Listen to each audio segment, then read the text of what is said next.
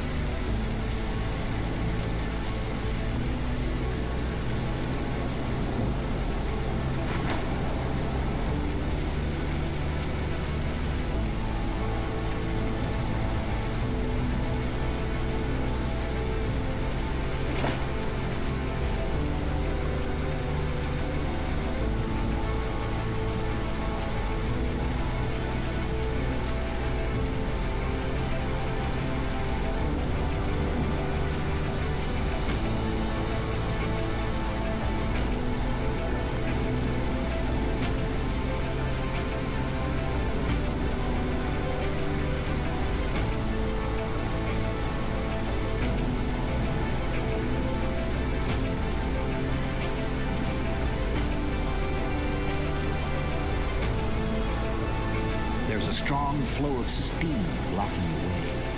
Maybe this inconspicuous red valve can fix the issue.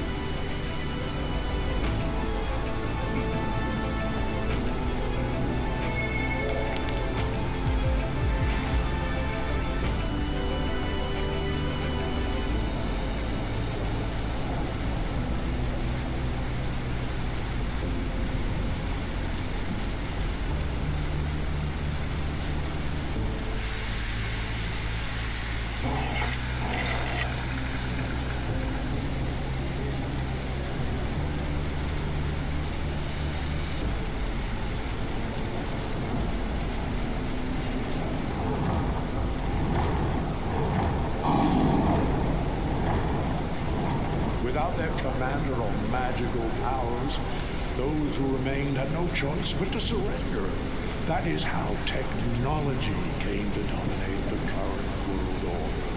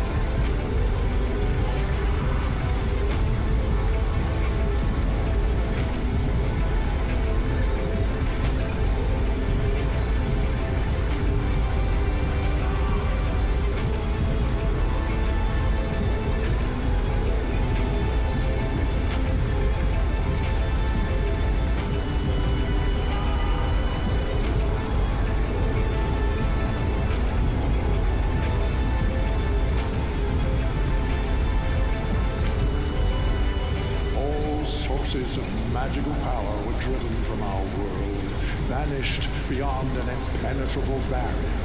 Now everyone may enjoy a just and untroubled world, free from magical rulers and their spells.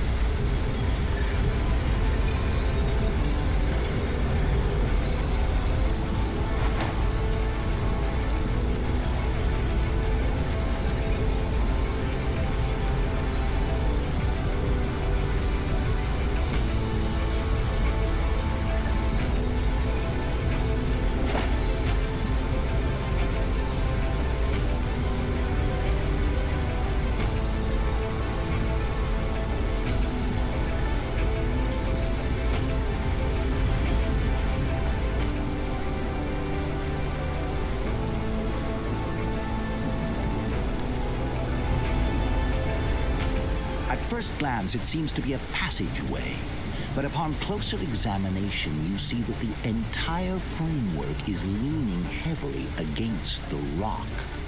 A single misstep could lead to the collapse of multiple structures, along with tons of raw stone. Best try and find a safer route.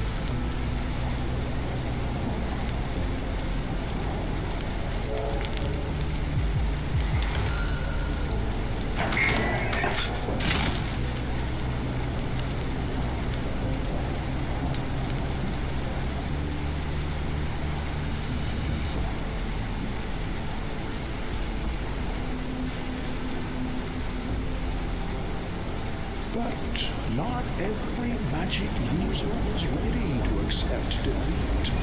In the desolated old world repellent beasts and mages claiming to be weavers continued to fight amongst themselves. Some were even bold enough to launch raids against technology's outposts.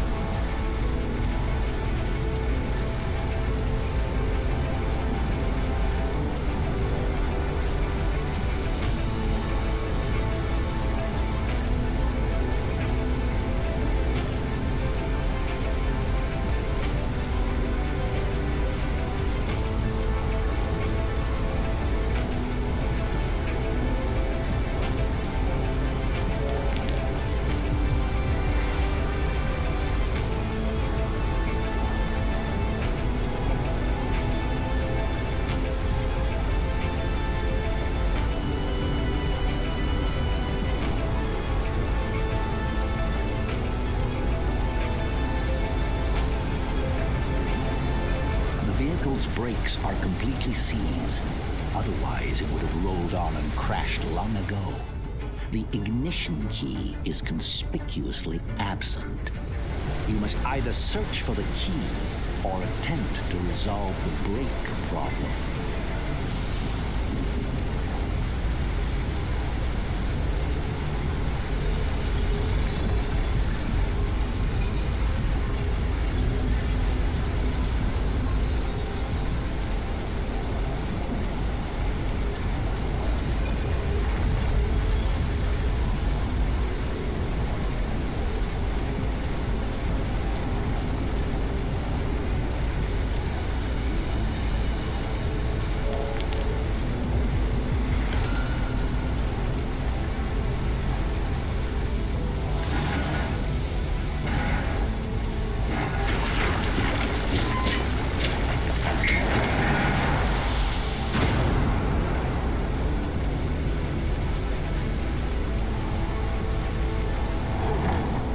Beyond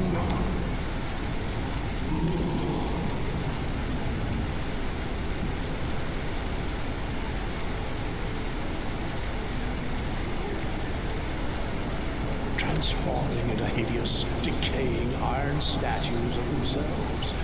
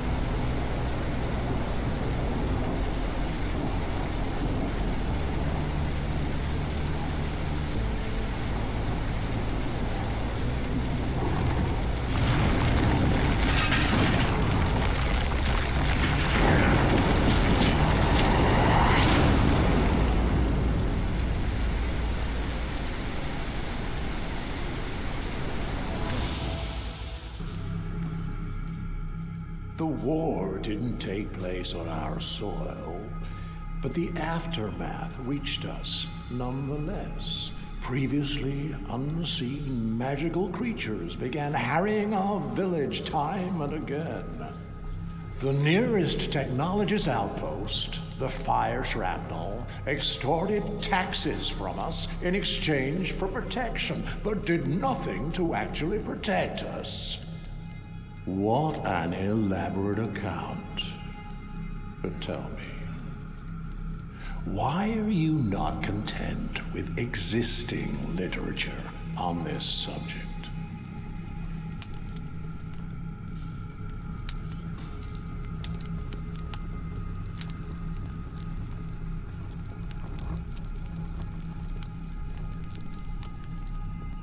Curious. But let us move on. Many of these entries are needlessly provocative. For example, every day I witness yet another family selling everything they own to move to this incredible new world. The newspapers never stop shouting about it. Apparently, technological progress is booming, and daily drudgery is being steadily replaced by automation. They claim the people are overjoyed, but why do we never hear a word from them?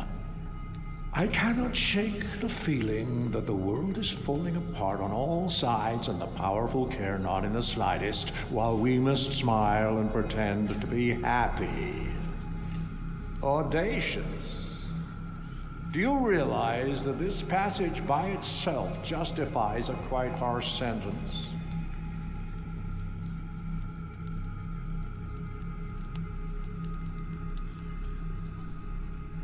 That was just the first entry. Every page is rife with distressing theories and questions. Do you not agree that notions such as these pose a real threat to the world? I see. You do realize everything that happened is entirely due to your ignorance and arrogance. Everyone who trusted you, believed in you, and every event that led us to this point, you don't even grasp the magnitude of your responsibility, do you?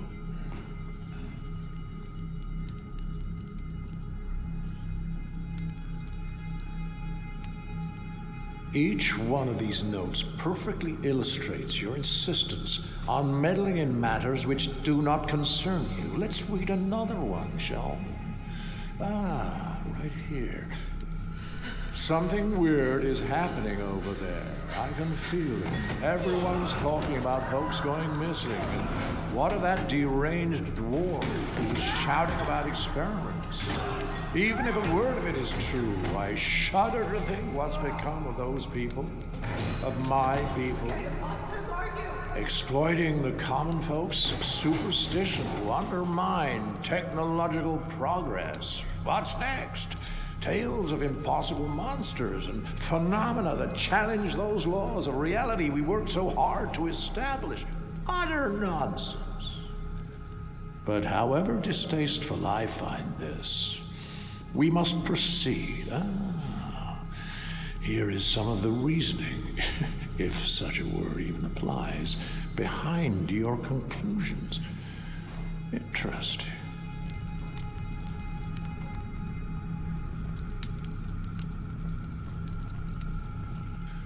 The human mind functions in curious ways.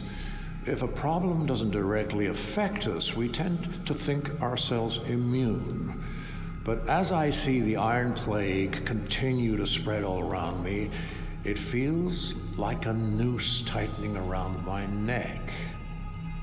Helen, my first love, died a few weeks ago. I don't know what to make of that. Her parents will not visit her grave. They're that afraid of getting infected.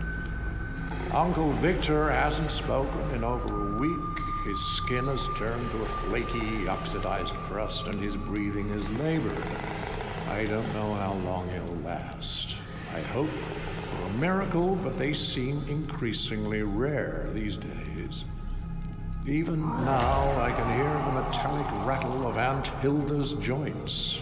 She keeps on smiling, even as the Iron Plague devours her without respite or mercy. All I can do is pray the disease doesn't take them all. If there's any chance to save them from this awful death, I'll take it, no matter the cost. They raised me, after all. I can't stand by and do nothing.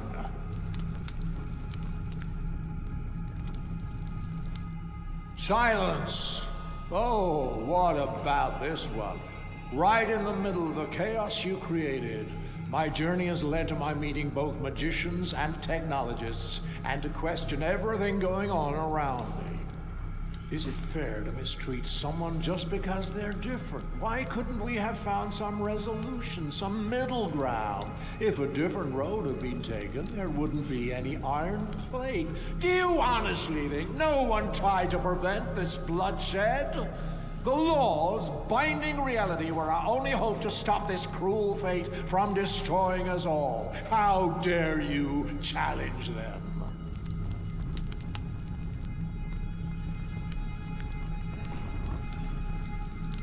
And now we come to the proof that you're the one who started all this, that the whole debacle is your fault. The odds are not good, I know, but it still bothers me that there's been no word from any of the emigrants to the New World.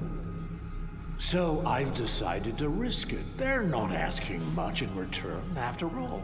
Only the unwoven filament. The task should be no challenge for someone like me. There it is, in your own words. You're nothing but a thief. Silence. These are your words.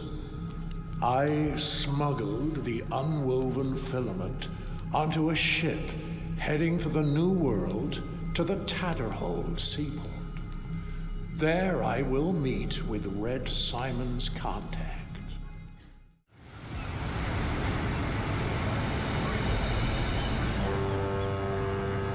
The interminable voyage from the old world is finally over, and the relentless seasickness has at last slackened its grip.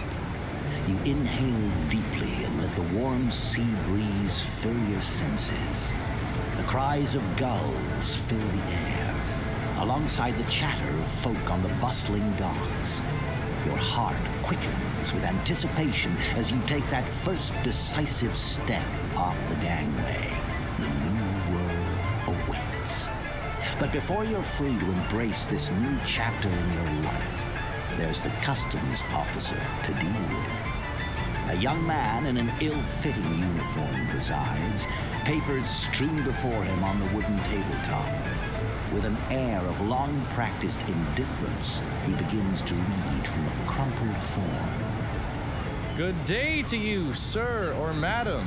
Let me be the first to welcome you to the New World, a place without poverty, hunger, or war. A place where everyone can achieve their dreams, etc., etc. You can become anyone you wish in the New World. A warrior, a magician, the president. Together we can make this the perfect home for everyone. A place where anything... Please, pass me your documents and join the line.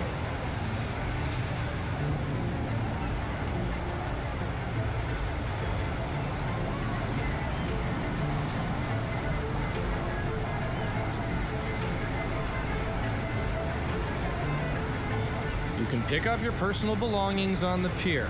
Straight ahead, then take a left.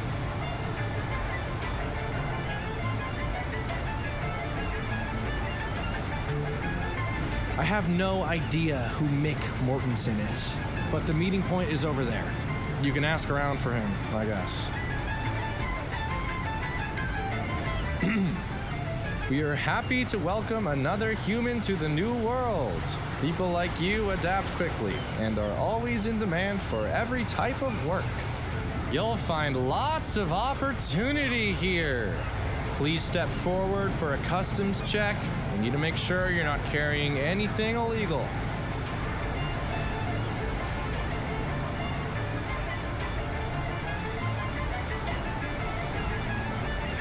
I'm not looking for anything specific.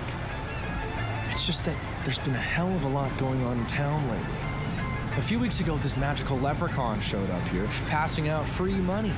But the money turned out to be fake. Then it was some kind of magical oil.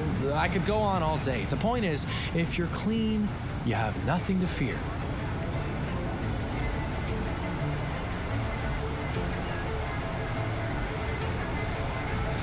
A smartass, eh? That joke was so funny, I think you should share it with the people at the end of the line. Move!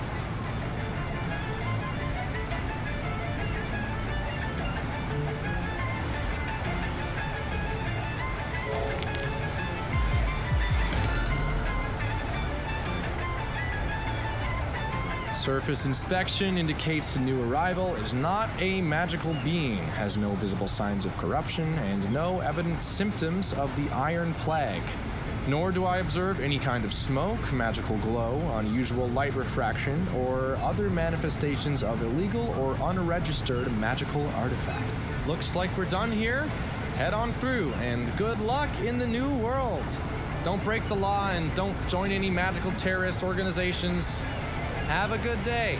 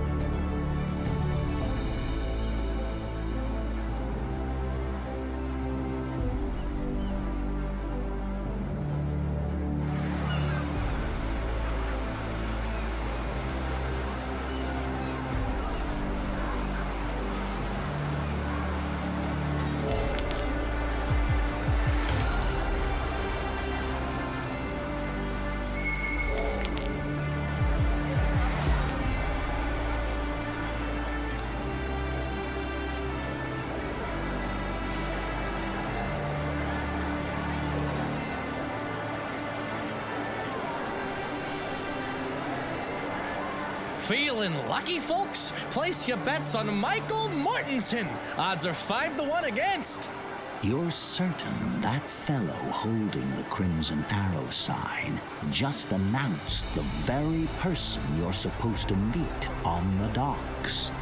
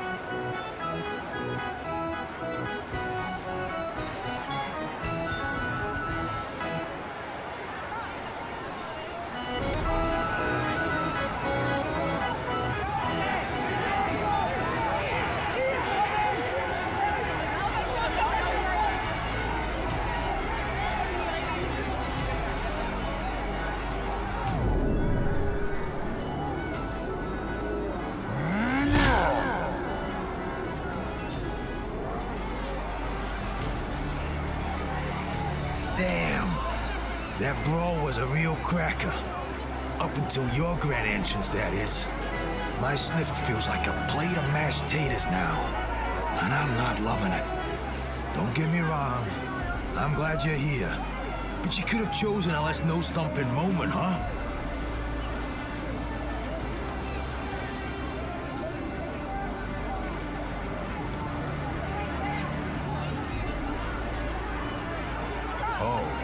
I've spent so many hours staring at that photo of your charming mug. I could pick you out even if you were wearing a mask. All right. It seems we got off to a bit of a rocky start. Let's wipe the slate clean. Mr. Simon told me a little bit about you. Now it's time I introduce myself. Name's Michael Mortensen, but mostly folks call me Mick Rosie. I work for Mr. Simon, managing his business affairs now and then. And you?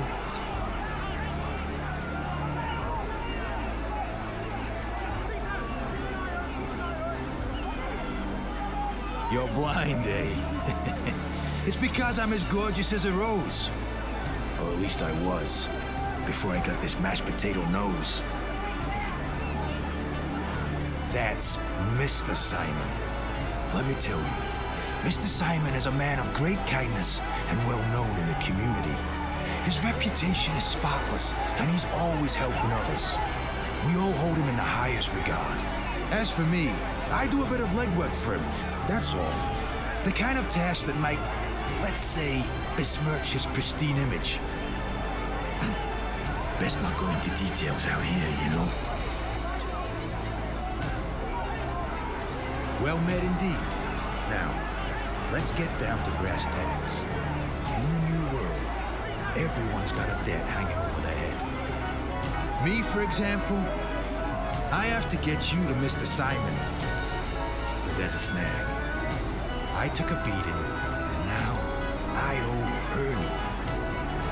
Ernie's the bloke with the purse and the trusty notebook. Don't take this the wrong way, mate. Not holding a grudge or anything. But I got knocked out because of you. It's a bit of a tangled tale. But now it's you who's got a debt to settle with Ernie. We're not going anywhere until that's taken care of. You follow me?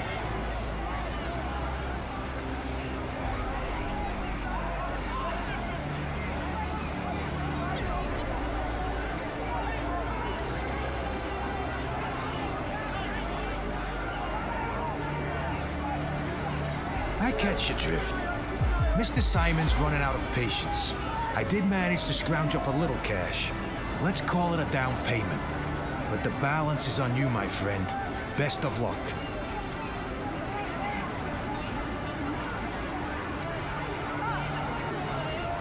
You're in the port, buddy. To make a few dollars, you can try your luck with some portside gamblers, indulge in a bit of pickpocketing, or maybe just rummage through a few bags, the usual routine. If you're feeling adventurous and want to reel in a bigger catch, have a chat with Ernie and consider stepping into the ring with Grotwee the Crusher. But I'll be straight with you. He's a tough nut to crack.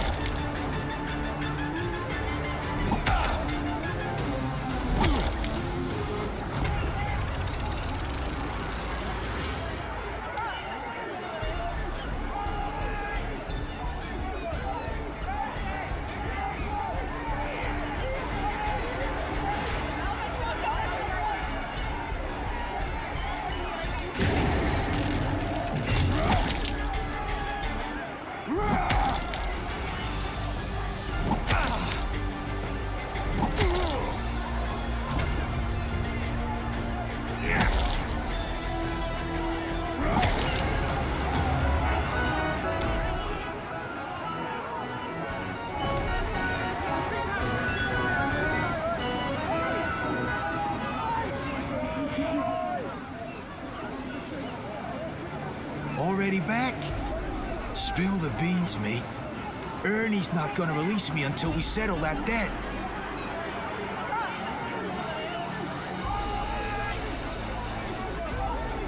Splendid. We can go now. By the way, where's your suitcase? Mr. Simon said you would have one. Didn't you pick it up yet?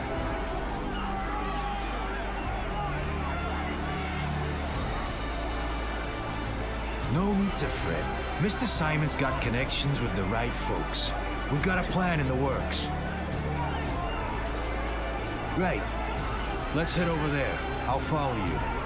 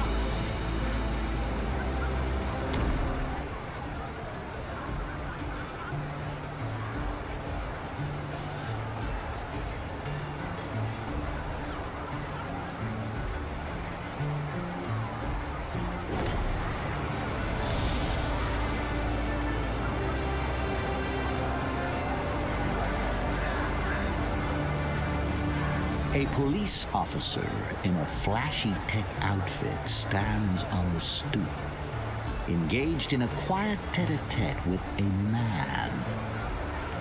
For some reason, this piques Mick's interest. A man delivers a parcel to the officer, who accepts it with a subtle nod before passing something back in return. Every few seconds, the cop checks his surroundings, suggesting that this is an illicit exchange. Listen up, partner. I gotta sort a little something out with Jimmy. But I'll be back in 2 shakes, don't you worry.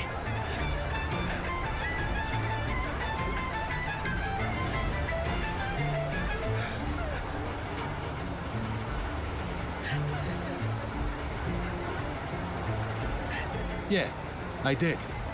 But I'll be quick, partner, I swear.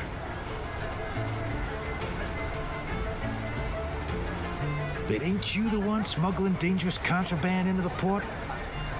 No worries, partner. It'll be brief. That bastard owes me a debt. Taking care of this little errand is gonna put me in better shape. And that's gonna benefit you and Mr. Simon. I had a feeling we were gonna get along. Hey, Jimmy, my man.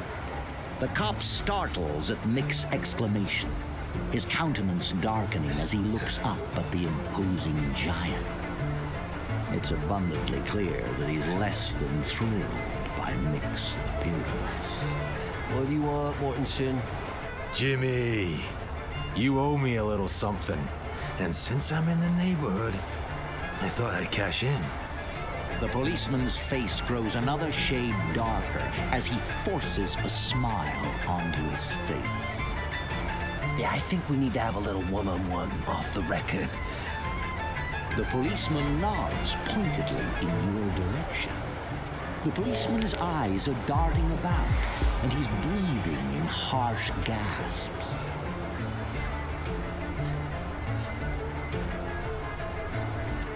Without ever taking his eyes off the policeman's, Mick wordlessly extends an open hand. Jimmy hesitates, but only briefly, his gaze snapping from the towering giant to you, then back again. Finally, he lets out a long, reluctant sigh and drops the mysterious package into Mick's massive palm. Damn it. Here, take it. Gag on it, you bastard. Mick grins with satisfaction. And keep this between you and me, all right? Not a word to another living soul. I understand. I'm not a kid in short pants, you know.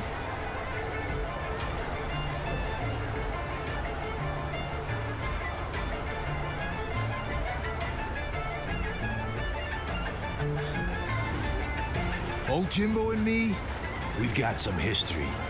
Every now and then, I can touch him up for something good. He ain't as rotten as some of the other cops. But you gotta show backbone, or he'll rob you blind. How do I put it? To stay in prime condition like this requires a little something extra. Hold on a sec. There's something I've got to take care of. Mick carefully unwraps the parcel to reveal a tiny heap of crystalline powder. It shimmers with different colors in the sunlight. Orphan. I'd have never made it through the mines without it. I was popping every single day. The work was that brutal. Thankfully, one of them flying critters was a friend of mine. Mick expertly snorts up a dose of orphan, and a blissful grin takes over his face. Oh, feel like giving it a shot? It'll toughen you up. Orphan is a potent drug which amps up your strength and reactions, but leads to a painful aftermath later. Moreover, it's highly addictive.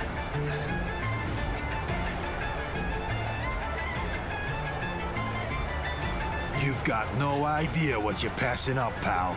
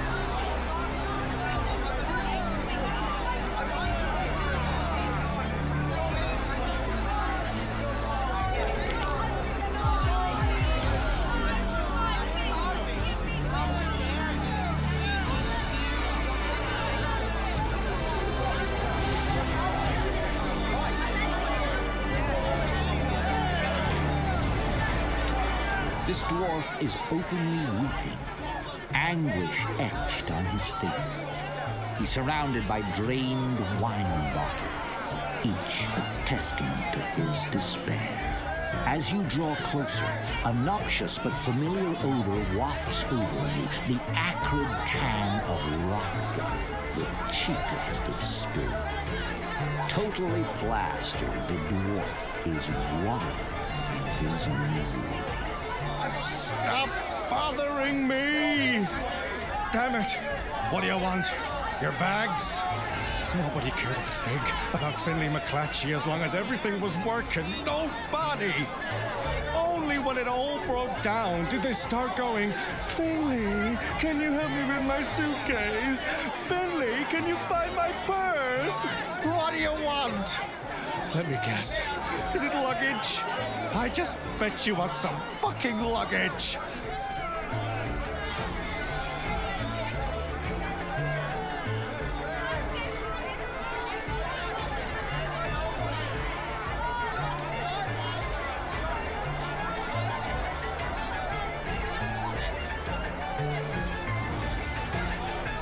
Stop pretending that you care. No one does. No one! Better just leave me alone.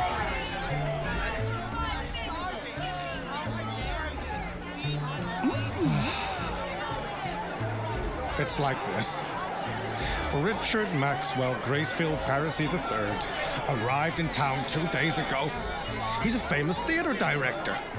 There's been a shutdown at the station, and Mr. Parisi was invited to entertain any new arrivals until it's sorted out. I wanted to be an actor my whole life! Woo.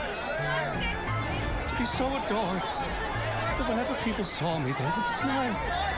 You know what I mean? So this was a chance of a lifetime for me! But he just grabbed his suitcase and walked on by, didn't even glance in my direction. I'm so plain. I wasn't worth the least bit of his attention.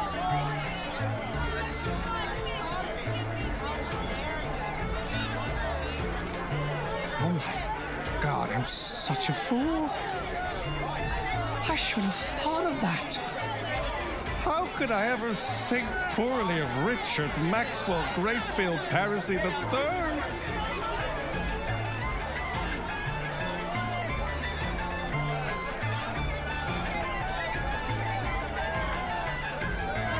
Oh, thank you so much.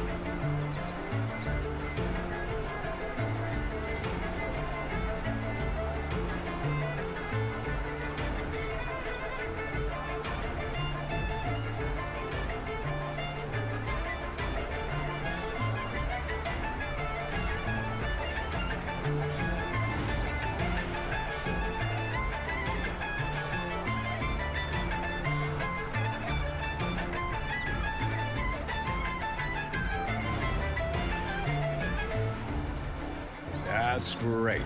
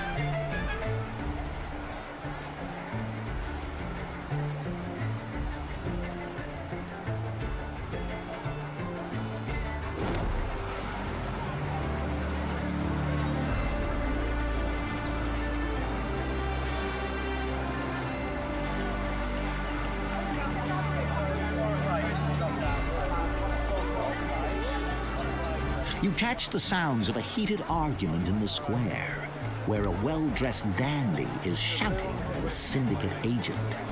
Looks like things are about to get physical. This is unthinkable! Absolutely not! I'm not going to do it! Your edits are a mockery of the performing arts! Richard, it seems you misunderstood me. Whoa, not so fast, fella. It's Richard Maxwell Gracefield Paracy III to you! That's Paracy with an E! No, of course. But you're deeply mistaken if you think we're asking your opinion on this. The head of the Eastern Syndicate must see the correct version of this play, the one we know he will enjoy. We've already made all the necessary changes. We hired you to direct this performance, and you will do what we tell you to do. Period. Oh, this is positively scandalous! You're making me dizzy. I think I'm going to faint.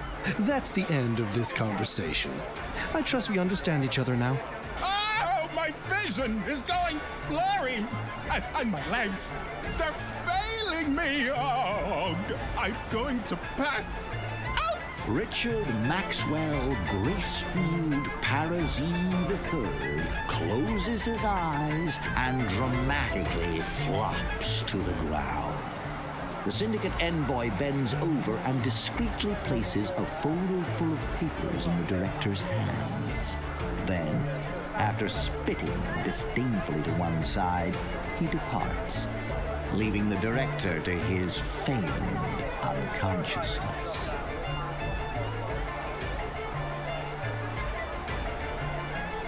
As you watch, the director's right eye opens the nearest crack, followed by the left, each lid rising cautiously. His gaze fixes upon you for a moment. That imbecile is gone, right? The goddamn ass-licker. He's going to pay for trying to force his gibberish on me. A douchebag who's never even had a manicure. Can you believe it?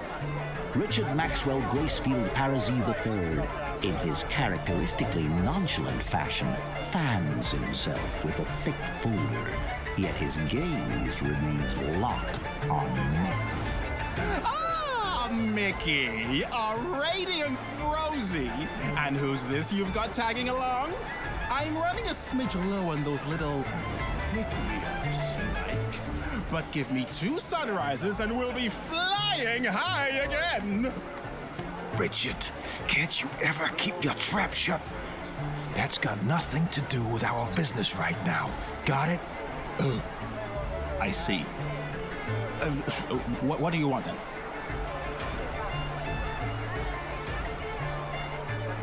He's not a man. More like an automaton working for Director Zimmer. Yes, a machine in human form without a soul or a heart or a conscience. One that tarnishes true art with written mutilations. Oh, why did I agree to the Syndicate's offer? Well, they can wipe their asses with their filthy money. Nothing they can offer will make me cater to their whims. My talent is bleeding bleeding out because of them. See? My nose is running again. Assistant? I thought the world was going to end before you finally showed up. Where the heck have you been? No, don't answer that. I don't care. The whole place is going to hell. The local branch of the syndicate wants to make changes to my script to please their big boss, the head of the Eastern Syndicate. My script of my play. They want to murder my entire artistic aesthetic with their propaganda. Moreover, there's no way the actors can learn new lines in such a short time. Especially these actors. Have you seen them around, by the way? Richard Maxwell Gracefield Parisi III wrings his hands nervously. But when his gaze returns to you, his eyes come to a sharp focus. Why are you still standing here?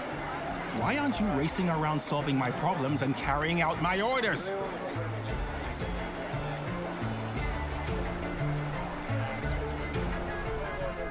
Listen up, pal. You're my assistant, and you're going to do what I tell you. A good assistant needs to guess the maestro's wishes. Things must proceed smoothly so I can concentrate on the performance and bask in the applause. Is that clear enough for you? Can't you see? They're all drunkards. I will never, I repeat, never work with a provincial troupe ever again. It's almost showtime, but I don't see them getting ready backstage. They're probably wandering around someplace in a daze. Find them. Here's a list with all their names.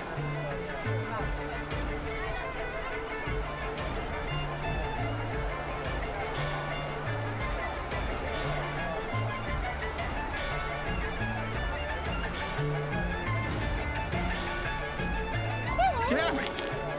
Bring him here.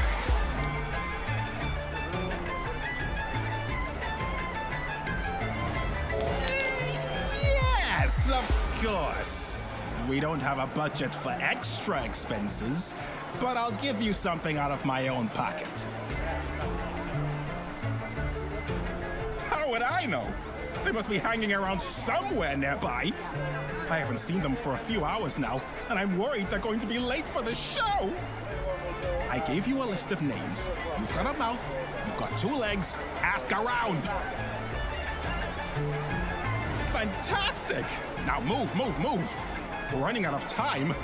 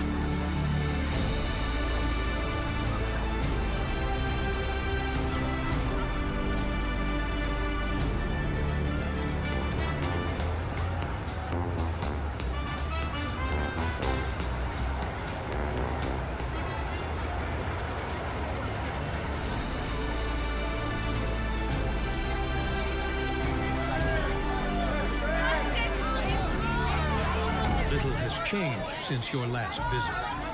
The dwarf is still chest deep in his anguish, surrounded by a strong odor of cheap booze. You again? Come to pester me about something else?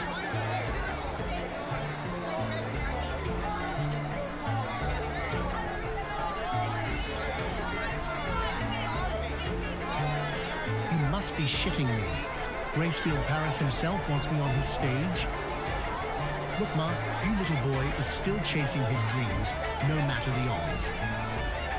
With a few awkward motions, the dwarf tries to fix his disheveled clothing, and then gives you his best impression of the Prince Charming smile, the tired and drunk kind. It's time to charm the audience.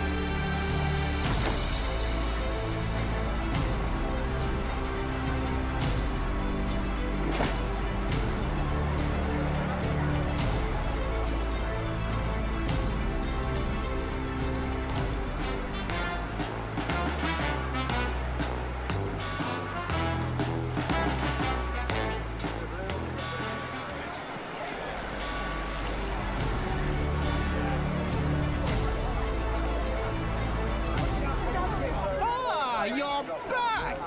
Have you solved my problems yet?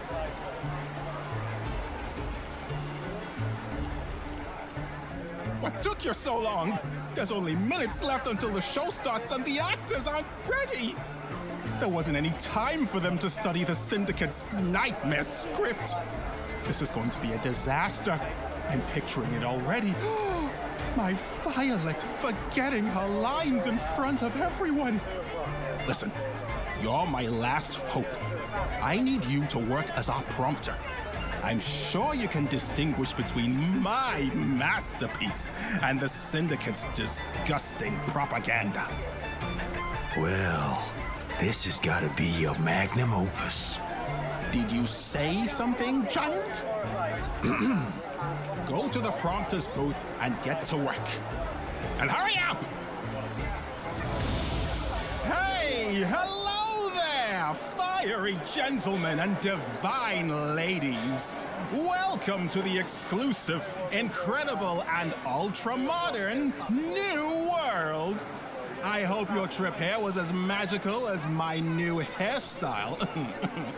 Yes, I heard about those few small bumps you faced along the way, but that's all in the past. It's time to move forward into the future.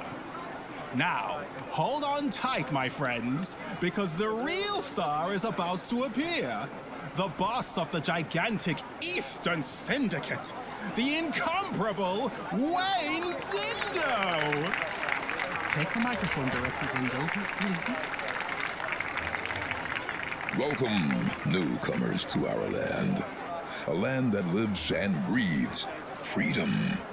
At this point, I would normally be handing you a glass of wine while we all relax and have a nice chat, but today's circumstances call for a little improvisation.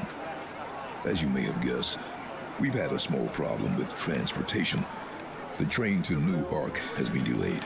But don't worry, Letta Jean and her team are already addressing this unpleasant issue. And when our system-wide automation is complete, such inconveniences will be nothing but a memory. You'll reach New Arc eventually, and I guarantee it will be all the more thrilling for the wait. In the interim, the Syndicate has prepared a special gift for you. A drama arranged by New Arc's acclaimed stage director, Richard Maxwell Gracefield Parisi III. Mr. Gracefield Parisi and his troupe will put on a performance of The Broken Heart of the Enchanted Beast. I hope you enjoy it as much as I know I will. You've got the play's script in hand, though not a single line has managed to evade the conspicuous scrawl of a red pen. Zindo's underlings have revised the entire text, transforming the director's vision into an extended series of advertisements. Worse, the actors haven't had time to commit these revisions to memory. Now you must step into the spotlight and guide everyone through the tsunami of altered text. But first, you must decide whether to stick to the original script or navigate the Syndicate's adaptation. Today, you will witness a love story unfold and a vicious trap sprung, all in a sea of blood. Let this be a warning for any who dare bridge the gap between technology and magic. Nerio, dear Nerio, this love's a snare, for magic and technology clash and flare. Their realms apart, they shan't entwine.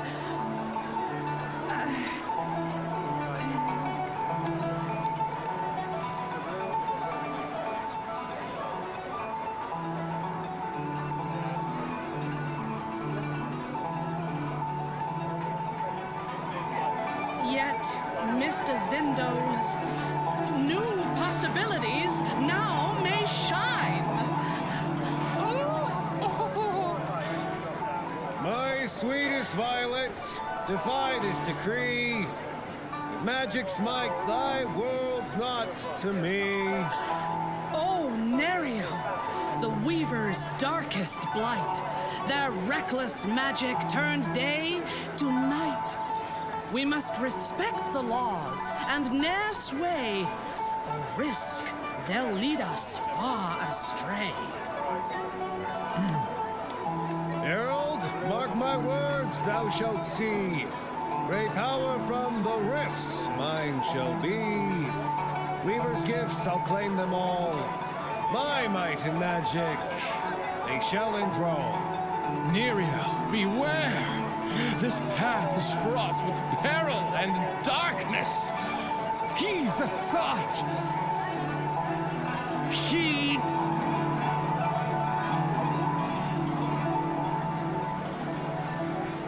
In the realm of creation, automatons make their stance, and with a fair maiden's favor, best your magical pants. My dear Gerald, thy fears I will ignore. I crave this magic and I must have more. And Violet's my heart's desire. Her love and power shall all conspire. Violet, fair Violet, I know her well. Her heart is in science, not some spell. To woo her with magic would be a ruse, and such dark intentions she must refuse. Young hearts entangled in this perilous strife, a clash of realms portends doom in life.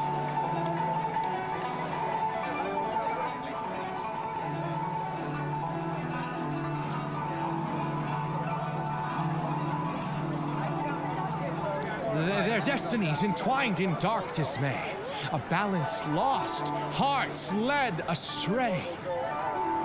Nerio, dear Nerio, we must now part ways, for magic's darkness obscures your gaze.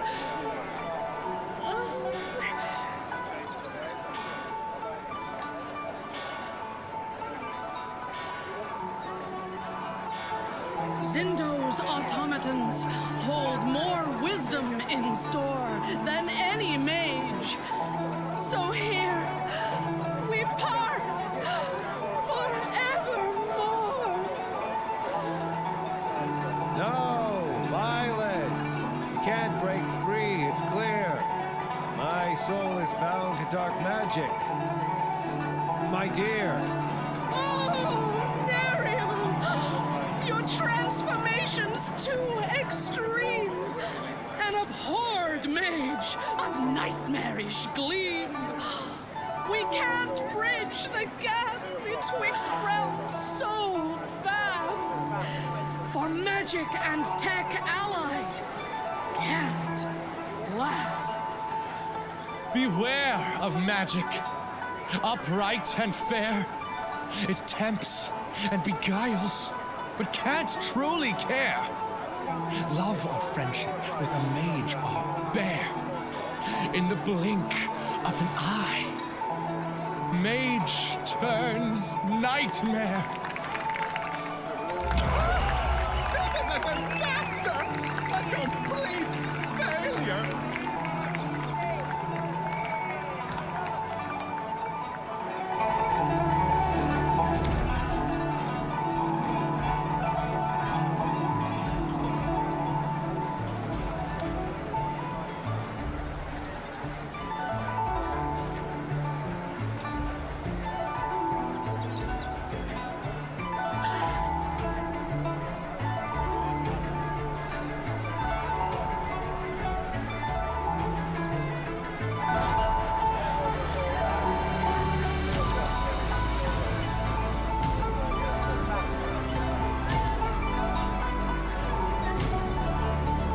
As if from nowhere, a woman's voice calls out to you.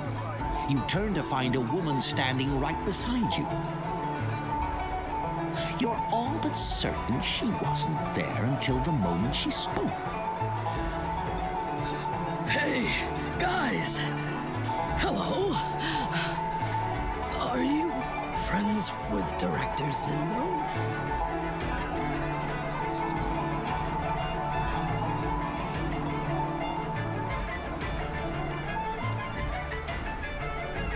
She is a Hellfire occultist, though she doesn't display any obvious signs of becoming an abhor. The way her clothes hang suggests she could be hiding some sickness. Her garments are quite dusty, indicating she's recently arrived in town, and probably not by sea. Very curious. What might have led a Hellfire occultist mage to the Tatterhold slums?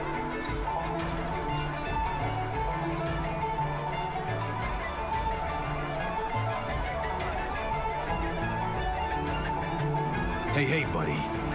Didn't your mom ever tell you not to chat up people you don't know? Especially those throwing around all kinds of questions?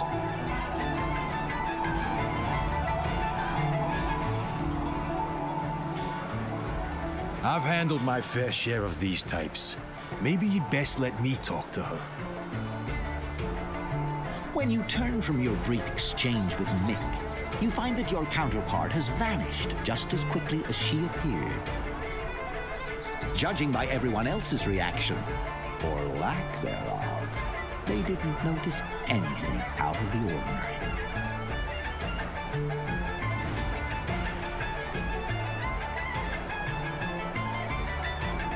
After carefully scanning your surroundings, you spy the faintest sign of footprints, presumably belonging to your new acquaintance.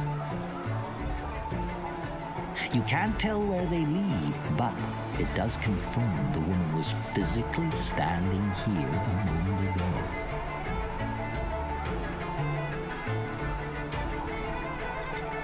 Yeah, that was a weird one, all right. But you shouldn't let that kind of thing mess with your head. It's nothing out of the ordinary, partner. Not for these parts, anyway. It pays to be prepared for anything, especially the unexpected. Welcome to the Tatterhold slums, once a pirate haven, back door to the new world. This quarter used to be the source for all things contraband, drugs, fugitives, magical creatures, and everything else that makes life interesting. Things aren't quite as lively since the Syndicate rolled in, but you might still find something to your liking. We've got the Quiet Bay Bar, the Wet Harbor Brothel if you're looking for some extracurricular activities. And if you ever need a bigger gun, the Syndicate even set up a factory with an automaton production line. That would be a wise purchase, trust me. The streets are filthy with bandits and muggers here. All kinds of roaming gangs will try to corner you if they smell money. And have you heard about the drowners? The curse that cluster around the shipyard? Some days they outnumber the pigeons and mice combined. I wouldn't say mages are common exactly, but they're around and they're not in hiding. Then there's plenty of folks from the old world too, like Old Man Rubiek, a local attraction who lives under the bridge. Hard to miss him. Mr. Simon runs the show here, of course. Speaking of which, let's not keep him waiting, huh?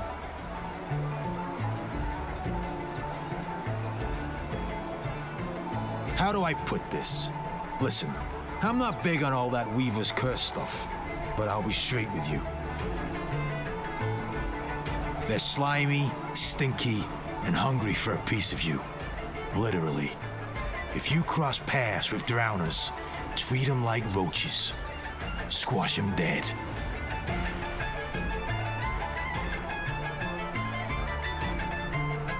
Yep, the usual. But nothing organized. Mostly just good old regular greed. They sell you watermelons by day and try to stick a knife in you at night. And hey, believe it or not, it works. Even if these so-called bandits are total greenhorns. They're a weird bunch, mate. Every sort of creature, each with a different gig. All of them chasing their own tail. That's the local watering hole, my friend. And a damn fine place it is. They've got everything for a thirsty soul. From gut-rotting moonshine to those fancy ladies' drinks. I highly recommend it. It's not the best joint I've seen, but it ain't a rip-off either. You get what you pay for, you know? If you're feeling lucky and want to play the venereal disease roulette, that's the spot. And off we go.